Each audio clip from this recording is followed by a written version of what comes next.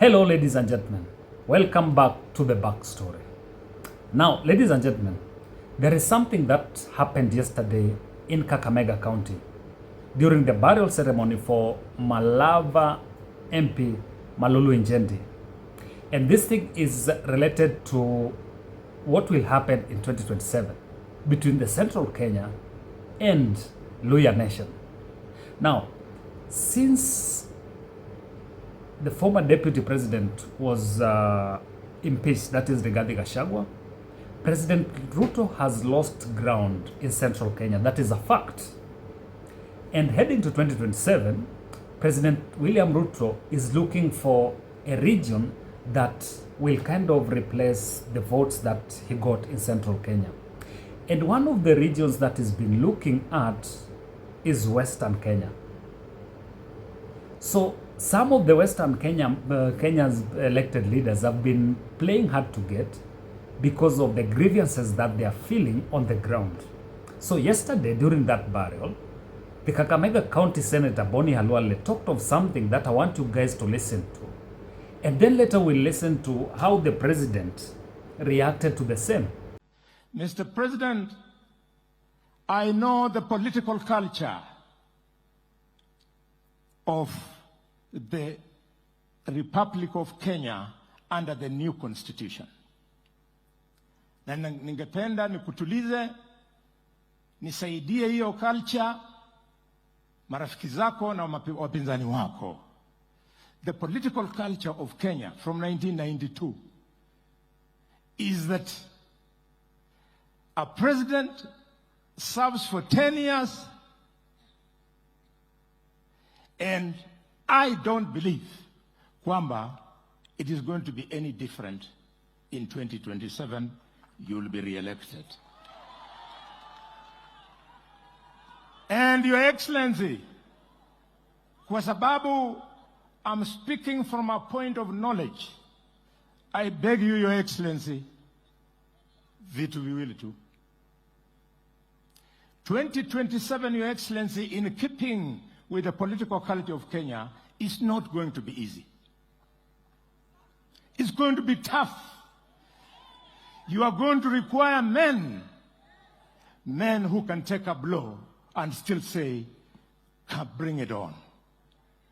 Your Excellency, hapa Kakamega, before you, is a tip of the iceberg of the 1 million votes, the highest number of votes in our community. Your Excellency, hizi barabara za Malava na the other 12 constituencies zenye waheshimiwa wanazungumzia, I want to put a rider kwamba for over 60 years the development model of Kenya is skewed. Development model is skewed away from Western. As you improve your politics and strengthen, make my politics easy by making sure that you swing the development agenda ikuja Western Kenya so that itoke Central Province where they have everything. Your Excellency, if you do this, it will not be politics. It is because you want to open the economy of Kenya. Opening the economy of Kenya, you have put one straight bullet. Dual the road, iwe barabara mbili, kutoka Nairobi, mpaka Nakuru, mpaka Mau Summit, mpaka Kabrengu, mpaka Webuye, mpaka Malava.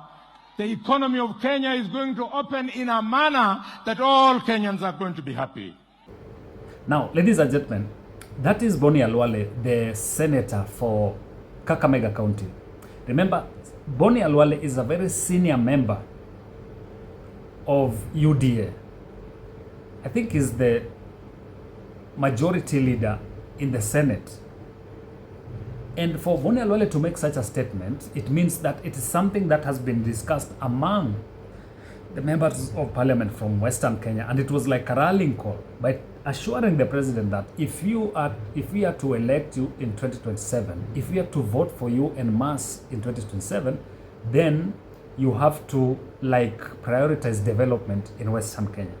But one thing that is coming out, okay, it's common for members of parliament or for elected leaders to call on president to prioritize development in their areas. But one thing that I don't agree with is the fact that he was talking about now not developing one part of the region and giving priority to another. Like in this case, he was talking about not developing central Kenya, but giving priority to Western.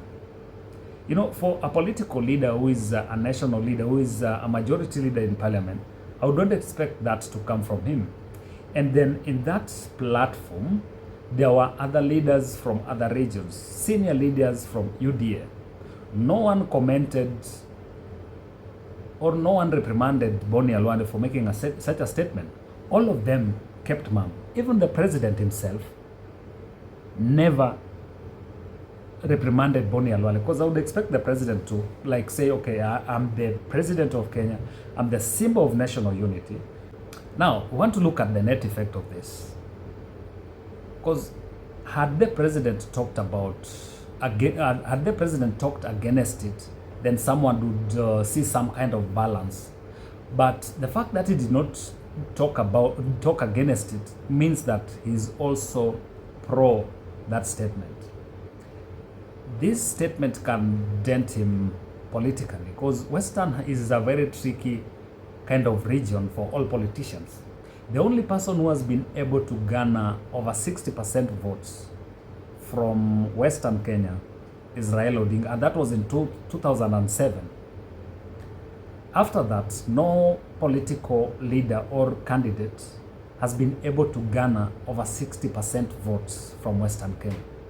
So letting the president rely so much on Western Kenya becomes, and losing Central Kenya becomes very tricky for him ahead of 2027. Because a situation whereby he lets go of Central, then he focuses on Western. It can be very tricky when we have someone from Western Kenya vying for the presidency against William Ruto. Most definitely, Western Kenya will give a resident of Western more votes than President William Ruto. And what will that do to him? Most definitely, it will dent or it will eat into his numbers now that he has lost Central Kenya. The other factor is the fact that that statement alone consolidates Central Kenya for another candidate, because it's more of a seclusionist kind of idea, whereby you're trying to set one region against other regions in terms of development. And you know, in politics, people try to capture power so as to get resources, so that they can have the authority to allocate resources to their regions. So whenever you hear someone make such statements, it sends like a kind of a chilling fear down their throats. And it also gives the political class from that region a rallying call to consolidate their members or members of their community against the politician whom they perceive to be thinking of alienating them when it comes to development. So that consolidates Central Kenya voting bloc against President William Ruto, said that even the people who had this thinking of voting for him in 2027 might just say, okay, he said he's going to alienate us in terms of development, or the guys who are close to him have said that and he's not talked against it, then why vote for him in 2027? So this dents the image of President William Ruto heading into 2027. But President William Ruto, in trying to lure Western Kenya voting bloc, also came up with this narrative of roads that is going to do in Western Kenya. So let's listen in. So ile kitu mimi nataka tu niwahakikishie watu wa hii Kakamega, sawa sawa. Mulisema mliwacha nyuma siku hiyo ingine, lakini sasa kwa sababu mimi niko hapa na mimi ni shemeji, hii kazi yenu hapa nitanyorosha mpaka ikae sawa sawa. Ile mimi naomba hawa ndugu zangu viongozi ni tushirikiane na tufanye kazi hiyo kwa pamoja. Wakati nilikuwa hapa pia, hapo kuna huyu kijana anaitwa Fred Kana, na ni kijana mzuri, akaniambia kwamba hiyo barabara ya kutoka airport hapo airstrip kwenda Shinyalu Chepsonoi, akaniambia inataka itengenezwe. Mimi nimeshatafuta pesa ya kutengeneza hiyo barabara, contractor ametangazwa. Sasa wewe Fred, hiyo barabara nitakutengenezea na watu wa Shinyalu, ndio tuunganishe hii Kakamega ikae sawa sawa. Now, ladies and gentlemen, you can hear President William Ruto talking about the roads that he's going to do, how he's going to do development in Western Kenya, which is good. He's the president. He has to reassure the voters that he's going to initiate projects in that region. But what I'm trying to ask myself, or the questions that I'm trying to ask is, does President William Ruto's government have money to initiate those, to actualize those developments? Because it's one thing to promise, and then there is the actualization of those projects. The actualization needs money, and money is what President Ruto's government doesn't have, because a bigger chunk of or percentage of our revenue goes into debt servicing, so that we're left with very little for recurrent expenditure and for development. So when you hear President William Ruto going to different regions and promising, that is one thing that Kenyans have somehow been tired of, because they're like, you go to different regions every day, you promise so many things, but after some months, nothing happens. And that is where Kenyans have been accusing of being like a liar. So what President Ruto and his handlers should have learned by now is that Kenyans are impatient. They want a situation whereby when you promise something, you work on it and they are able to see what's happening. But some of these promises that have been made over the years, this is the second, after over 2.5 years, some of the promises that were made in the first year have not been actualized. So why would the residents of Western Kenya believe what President Ruto is doing? And if they believe, what if come 2027, some of these roads that have been promised will have not been done? What will he use as his campaign tool? What will he use to convince the people of Western Kenya to vote for him? So I think President Ruto's handlers should come to the reality, and they should come back to Kenyans and tell them the reality on the ground, so that he should not keep promising, making those promises. It's so sweet to make promises. It's so sweet to talk to Kenyans and promise them roads, good roads and all that. But after a short while, if you don't deliver, what happens?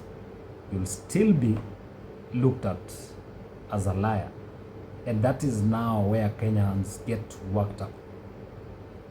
So all these promises that were made, and the seclusionist kind of statement that were made by Bonnie Khalwale, will have, most definitely will dent the image, or will have a net effect on President Ruto's votes in Central Kenya. So ladies and gentlemen, and that is why you had someone like RUTO-GACHAGUA feeling kind of feeling the heat and trying to reassure the residents of Central Kenya that they will try as much as possible to be in the next government and the subsequent ones, so that they are assured of development going forward. Now, ladies and gentlemen, that is it from us tonight. Until next time, bye bye. But if you're new here, kindly hit the subscribe button and the notification bell down below so that you can be notified whenever we post a new video.